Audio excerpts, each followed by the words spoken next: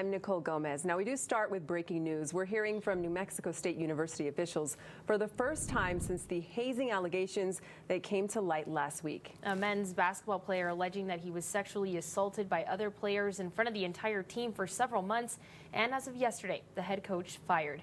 Now, we do have complete coverage of today's news conference. ABC7's Rachel Phillips was there for it all. She joins us live now from the Pan American Center. Rachel, what can you tell us?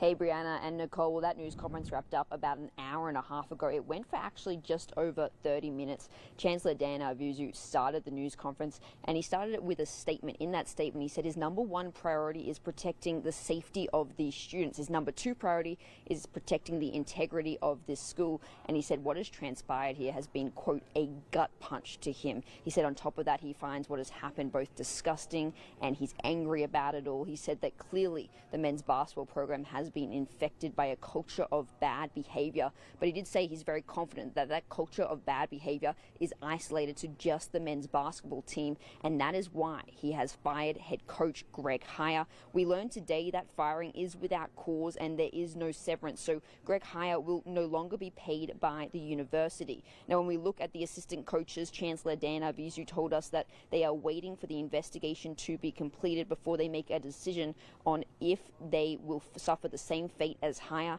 Arvizu did say that he wasn't made aware of any hazing allegations prior to when the report was filed on Friday, and he said that gave him pause to say, why not? With Heyer's firing, there has been a lot of talk about why he was even hired in the first place, considering he had worked under some coaches who also had scandal associated with their name. I asked Mario Mocha, considering all of that and what has transpired in less than a year since Heyer has been hired, if he regrets hiring Heyer in the first place. Well, I regret the outcome, but more I regret what's happened to the victim. I certainly think hindsight is 20/20. And I made a list of every coach that I've hired at my alma mater, where I was also a student athlete at New Mexico State. And, we've had an excellent batting average. Nobody bats 1,000. Now, Mocha made it very clear that they are not about to rush out and go and try and hire a new coach to replace Heyer. He did say, though, however, that they do intend to play next season.